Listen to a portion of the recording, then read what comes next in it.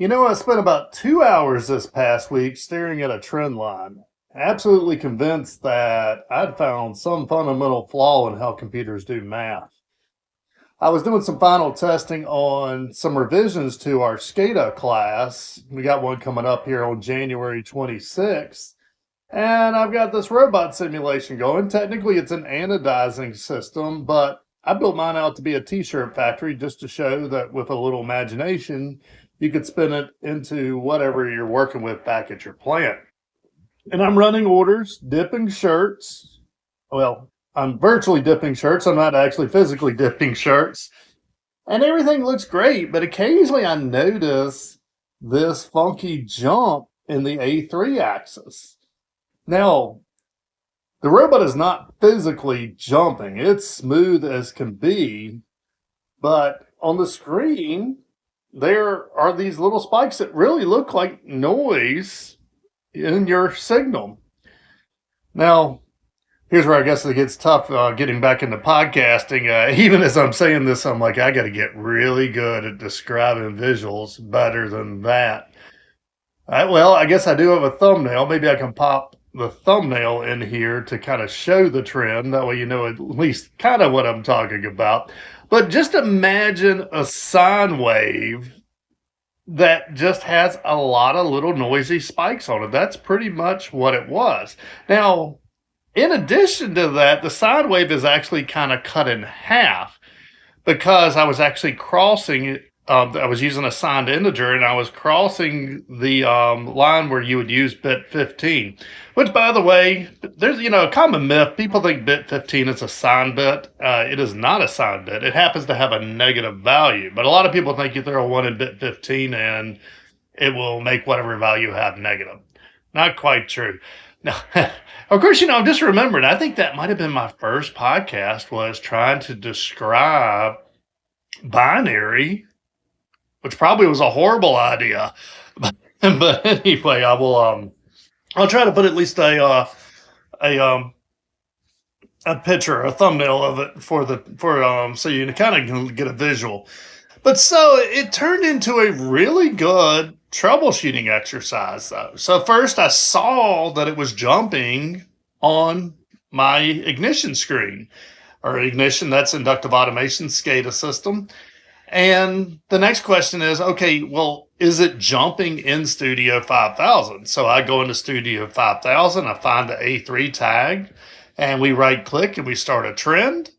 And I run that thing, and sure enough, it has little spikes hopping up and down all over it. Now, I had just actually added this new feature to this Yamaha robot. It's called the RTO, the real-time output, which lets you get a lot of cool information over real time. So my next question is, well, could it be an issue with Yamaha's code? So I go and I add A2. And A2 is absolutely, A2 being the axis that I guess is going left to right, it is absolutely as smooth as you would have expected it to be. And so at that point, I feel that Yamaha's code, if they can manage to do A2, chances are they can do A3. Plus, actually, my buddy Chris Elston over there, the OG Mr. PLC, he actually is the one that wrote that. And I think he would have noticed that. He's pretty thorough. So then the question was, well, could there be some funky thing about the math? Because there are some oddities in floating point math sometimes. Now, it would have been a totally new discovery for me because usually most of them are up past 16 million when you really have the issue. But so I exported the trend to a spreadsheet. That way I could kind of look down through the values, and I get down to one that I think the value was like 30,900 and something. And really, I'm taking that value and dividing it by 1,000. So I should have got 30.9-ish.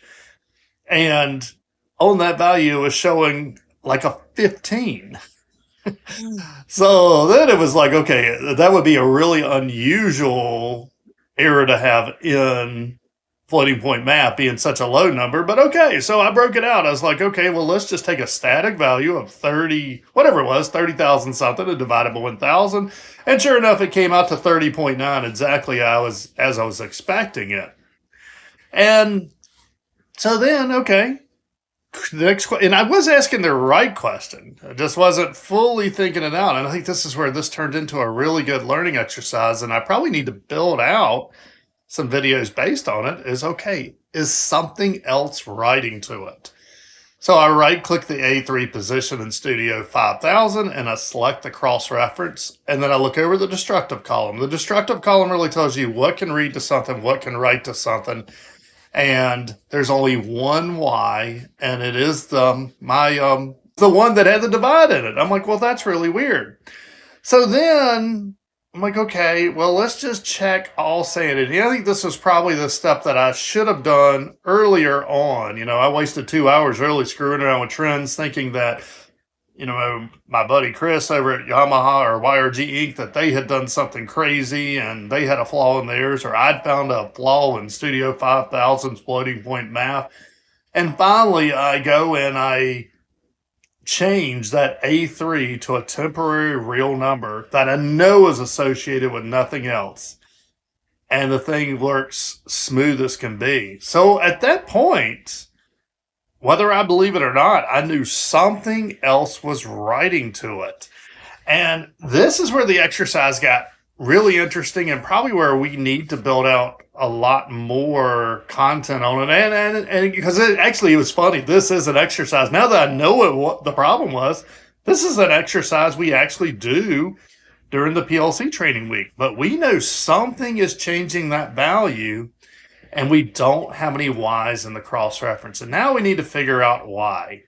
And it's kind of funny. In fact, yeah, I'm just going to ask the question just because I want to see what you even think. But if we know something is writing over something and we feel it's coming over a network, what should we do?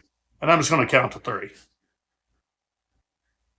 Now, about half of you said Wireshark, and it's Wireshark's a powerful software, and maybe we should have gone there, but we probably wouldn't. And I would say 98% of us don't know how to really narrow it down in Wireshark. It's kind of funny, kind of going on a real segue. We put out a lot of videos about our SIM IPE, where you can discover devices. You can also assign IP addresses to DHCP devices. You can change IP addresses. And it just irritates me to no end. I will put out a video. And first of all, I don't think people realize just how much time videos, or even this podcast, how much time it takes. And they will put a 1-word comment in on my video about the SIM IP. They'll be like, Wireshark. And I'll be like, oh, well, can you explain to me how you could do this with Wireshark? And they're like, oh, you just need to write an app based off the info. And I'm like, okay, you want me to write an app? You want me to do all this stuff? And I'm like, okay, can you show me how to do this? They're always like, well, no, but I've heard you can do it. Okay, well, that's a whole different story.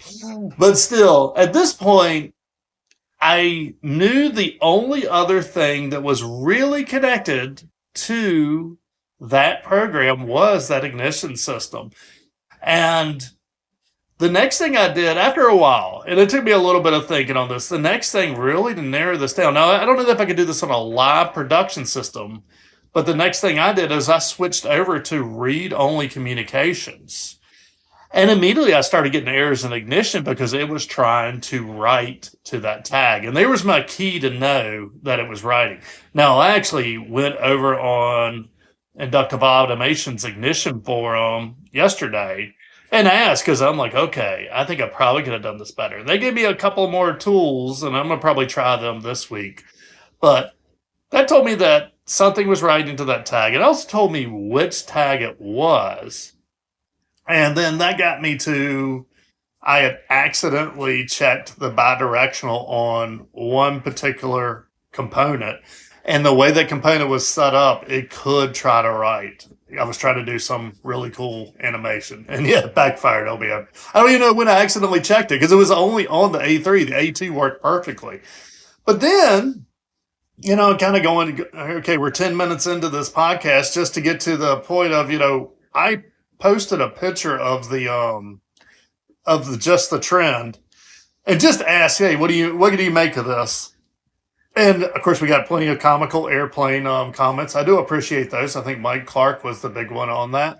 But also, it's funny the reactionary fixes that we make. And I really would, here's where, in class, they always say, yeah, they're always screaming at us, take our hand off the mouse. Well, it really is just to pause and think through it. Is, I will say, way over half of the comments said, it's noise on the line, just add a filter and it'll be fine. Okay, well, first of all, if it was noise on the line, shouldn't we at least research the noise on the line and figure out if we can fix it before we add the filter? Could the noise on the line be a component that is going bad or an improper shield? Or, there's a lot of things I think before we start just throwing filters on really to patch the issue, we probably should think through. And so really in hindsight on that one, I should have really, before I thought that I had found a flaw in Studio 5000's floating point math that probably has been around since the late 90s at least. They probably haven't changed it any since then. I should have really realized, hey, chances are it's somewhere in your code. And then when I saw that really funky noise, as we call it, on that, I should have immediately said something else is writing to this thing. Now, really cool accidental, I think, futuristic learning opportunity is because of the way I had that component set up. It wasn't making it, we'll say, it wasn't fully random. It was pretty much some spikes that were lagging behind. And it did make it look exactly like noise. So, here's where I write down some of these learning opportunities. I will manage to turn this into a simulation at our training center. That way we can put a scope on an analog signal or maybe even a VFD and see that noise on the line. But probably the big thing there is I need to strengthen a little bit of my troubleshooting on inductive automation's Ignition is, okay, we can write cool HMIs, but okay, now as a technician, we see something changing on the screen or we see it changing in the PLC, being able to zoom out enough and be like, okay, what else could be writing to this? And, being able to identify it. And I do believe we're at an interesting, I guess, impasse in the industry as far as troubleshooting Ethernet devices, because up until, we'll say, 3 or 4 years ago, most devices did have some type of web server on them. And you could use those, and usually there's some cool diagnostics, which included what all is this device talking to. Now, with cybersecurity being such an issue today, we're seeing a lot of that be taken out of them. So even the way I had this particular PLC set up, I could not actually go in there and do that. The web server is disabled by default in Studio 5000, starting in, I think, version 35. We were running version 36. And after that, I guarantee you, a lot of you are sitting here back to thinking Wireshark. But you can't actually do it with Wireshark when you're actually looking for point-to-point communications. Because at that point, we need to actually have port mirroring set up so that we could mirror the communications that is coming off of one of the ports, the egress and ingress. That way we could see what all it is. And those are some new exercises I actually am working on. But I don't think we needed to go that deep into it. I think really, and hopefully this week you'll see it in one of my, we'll call it my random video updates I've been doing lately. I'll probably just hop on and be like, okay, so over on inductive automation Ignition, they told me I should have right-clicked that tag, view diagnostics, and that should have pointed me the right direction. And honestly, I've seen that view diagnostics, but I haven't had a need to click it till now. So hopefully you will see that this week. And a little bit about updates, I guess, from the past week. If you didn't know it, I'm going to try this year. I can't swear that it's going to happen. I'm going to try to do a weekly video that really answers a lot of the comment questions that come in, because a lot of them are redundant. A lot of them becomes the point where like, well, I can't answer the same one that many times, but I do look at all of them. So I'm going to try to, probably on Friday, I will try to do let's do a Q&A session. And but this week, just a little few things that are in the Q&A. A lot of it, when I put out a video that does touch some nerves, a lot of it is on that. And yeah, there's no doubt, if you didn't watch the simulator video from a few weeks ago, that one's still pretty hot. But really in there, I was talking about we've got to get students exposed to hardware. They cannot come out in the field and never have seen a piece of hardware. And another one that came up, this one kind of bounces back and forth, getting hot. Standardization of wire colors. That would always baffles people when I bring it up. Everybody's like, "Oh, these are the standard wire colors according to UL," and I'm like, "No." Well, first of all, if we say UL, that's a really bland thing. But UL 508A is usually what we're talking about, and for a UL 508A industrial control panel, the only thing they say is that grounds must be green. And even then, there's a few exceptions to that. Now, a lot of you will be like, no, look at, I think it's second, I'm going off to the cuff, sections 65, 66, and 67. I think it's the industrial machinery sections. A lot of you will look at that and they're like, no, Tim, it says this here. Industrial machinery is actually a special label that almost no one has. I've actually only seen one ever in my life, and that most people are not doing it that. Now, then a lot of people are like, well, we go ahead and we build to that standard. Well, that's cool, but that's not required. That's just something you're building out to. If you haven't noticed, we have built some Siemens trainers, and those have been popular in 2025. So 2026, we will be building out some content on those. We've build out some basic drives, because really, I don't know, you can do all types of cool stuff with drives over Ethernet and all that, but there's a lot of basic hardwired drives out there. So we just built out a series on the Siemens G120C. Nothing earth-shattering yet, but how do you configure one out of the box? How do you back it up? How do you restore it? How do you do their macros? They have some really cool macros in theirs that really walks you through almost how to wire any application. So we kind of walked through some of that, and those should be coming out here the next few months. Gotta get all the descriptions and titles and all that fun stuff that I really hate doing. Getting all it done. Another popular video here recently, we did some, going back to Alan Bradley, we did some on messaging between the MicroLogix and the ControlLogix PLC, and that has turned out to be very popular. And, here's where sometimes, I put a video out and I realized, we have a little bit of deficiency in, some content or some understanding as an industry here. So first of all, because I can imagine some of you are like, well, why are you going to even bother doing Alan Bradley compact Logix to MicroLogix? They should all be using MicroLogix now. Well, until we get to a point, and I don't think we ever will in a manufacturing environment, that we can actually shut the entire plant down on a Friday, upgrade every single PLC, and start it up on Monday, and it work, we're still going to be having to integrate older equipment with new equipment. So that's why we do a lot of these videos.